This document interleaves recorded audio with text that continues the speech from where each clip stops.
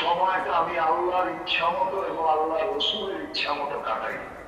যত বেশি আল্লাহর ইচ্ছা মতো কাটাবো, আল্লাহ রসুলের ইচ্ছা মতো কাটাবো, তাহলে আল্লাহর ওয়াদা তাবারাকা ওয়া তাআলা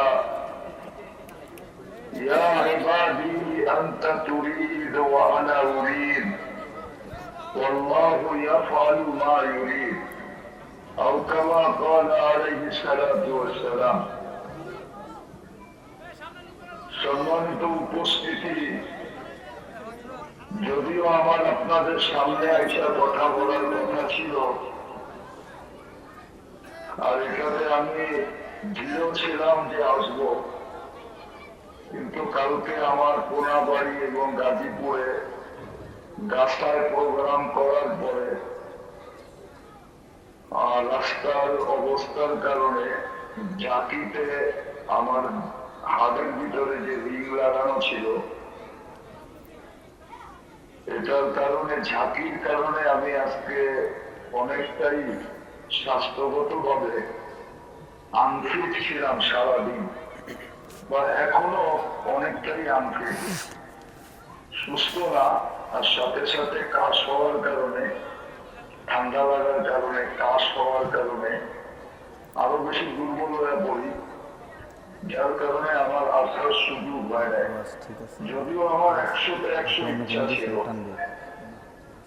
মনে হয় না আসার পিছনে আল্লাহ আমাদেরকে একটা শিক্ষাও দিতে চেয়েছেন, যে মানুষ যেটা চায়, মানুষ যতই চাক, আল্লাহর চাওয়া যতক্ষণ পর্যন্ত মানুষের ইচ্ছার সাথে না মিলবে, আল্লাহ যতক্ষণ পর্যন্ত না চাবে, মানুষ যতই চাক, কিন্তু হবে ওইটাই যেটা আল্লাহ চান। যেটা আল্লাহ চান এটাই হবে। আমরা যতই চাই, এটা আল্লাহ আমাদেরকে বুঝাইতে চেয়েছেন, তোমরা যতই মনে প্রাণে চাও না কেন, কিন্তু হবে ওইটা যেটা আমি আল্লাহ চাবো। এই জন্য আল্লাহ চাওয়ার সামনে আমাদের নিজেদের যতই চাই না কেন, কিন্তু সাথে সাথে এই কথাটা মনের ভিতরে ভাবা উচিত, স্মরণ করা উচিত, যে আমার চাওয়াটা ওই সময় হবে যে সময় আল্লাহর চাওয়াটা আমার চাওয়ার সাথে এক হবে, মিলবে, তখনই হবে, নাইলে হবে না। এটাও একটা ইমানের বিষয়, প্রত্যেক মুমিনের এটাকে মনের ভিতরে ধারণ করা উচিত, যে চাইলে যা চাবো তাই হবে না। কিন্তু হ্যাঁ, আমার চাওয়াটা আল্লাহর চাওয়াটা কখন এক হবে, এটাও আল্লাহ বলে দিতেন। আল্লাহ এটা বলছেন, কুল্লি কামা উরিদ, বান্দা আমি যেমন চাই তেমন করো, আকুল লেখা কামা তুরিদ, তখন তুমি যেমন চাবে আমি তেমন করবো। ফাইন আসাইতানি ফিমা উরিদ, আমি যেমন চাই তেমন যদি তুমি না করলে, উঠাইবো কাফিমা তুরিদ, তাহলে তুমি যেমন চাও এটার ভিতরে আমি তোমাদের ক্লান্ত করে ছেড়ে দেব। ওয়ালা ইয়াকুনু ইল্লা কামা উরিদ, আর হবে ওইটা যেটা আমি আল্লাহ চাবো। বিদায় আমার সবার কাছে মেসেজ রইল, সবার কাছে বার্তা রইল, যে আসলে তো আমি আসতে চাইছি, কিন্তু হতে পারে আমার কোন গুনার কারণে আমার অসুখটা গতকালকে আসা সত্ত্বেও আজকে আমি আসতে পারি না। আমি আল্লাহর কাছে মাপ চাই, আপনারাও আল্লাহর কাছে মাপ চান। আমার স্বাস্থ্যের জন্য আপনারাও ইনশাআল্লাহ দোয়া করেন, জানি সবাই দোয়ার কারণে আমি বেঁচে আসছি, নইলে তো এখনো মানুষ বলে আপনি কি কবর থেকে উঠে আসলেন। আল্লাহ আমাকে বাঁচিয়ে দিচ্ছে আপনাদের দোয়ার কারণে। ইনশাআল্লাহ আগামীতে যদি সুস্থ থাকি, সবল থাকি, বেঁচে থাকি, তাহলে আমি ওয়াদা দিলাম আপনাদের এই প্রোগ্রামটা আগামী বছর আমি সর্বপ্রথম আপনাদেরকে দিব ইনশাআল্লাহ। এটাতে কোনো মিস হবে না। আল্লাহ আমাদের সবাইকে আল্লাহর ইচ্ছা মতো জীবন কাটাবে, আল্লাহ রসুলের ইচ্ছা মতো জীবন কাটাবে। আমাদের জীবনটা ছোট, এখানে নিজের ইচ্ছা, দোকানের কোন প্রয়োজন মনে করি না, বোকামি হবে নিজের ইচ্ছাকে ঢুকানো। বরং সর্বক্ষেত্রে আমাদের দেখা উচিত আল্লাহর ইচ্ছা কি, আল্লাহ রসুলের ইচ্ছা কি।